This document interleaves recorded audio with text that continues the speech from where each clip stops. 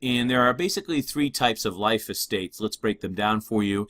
And just like it sounds, these are type of estate planning tools. So the first one is called an estate in reversion, a life estate in reversion, where person A grants an estate to person B, and for as long as B lives. When B passes away, the estate goes back to person A. Person B is known as the life tenant, and they must pay the taxes, and they cannot commit waste. They cannot commit waste. Waste, which you'll hear about from time to time in the class, is damage to the property beyond wear and tear. This is known as a life estate in reversion, a life estate in reversion. Remember, this is all going to be set up by A and B in advance, and it's a way that you can manage assets, seek legal advice for sure, but it's one of the type of life tenancies. Let's take a look at the second type of life tenancy. They get a little bit trickier as time goes on. And there's probably many derivatives of life tenancy, but for this exam, you only need to know really these three.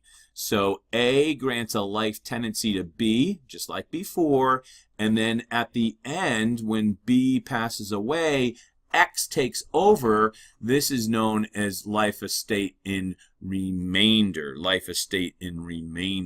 So usually, excuse me, let me respeak. All of these three people are probably involved in the setting up of the life tenancy, and again, life tenancy occurs and concludes at the end of the life of B, who is known as, again, the life tenant. And once again, of course, they have to pay the taxes, and they cannot commit waste. Now, the third one is a little bit trickier to pronounce. It's per atrovie. It's for the life of another, and basically it works like this.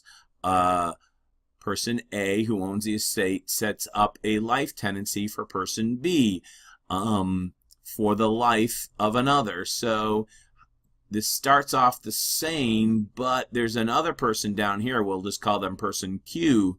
And so A grants to B a life tenancy. However, they only get it for as long as Q lives. When Q passes away, X takes over. This is known as life estate for the life of another,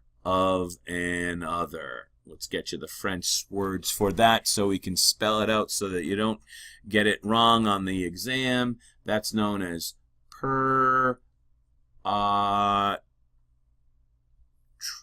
my French isn't that good.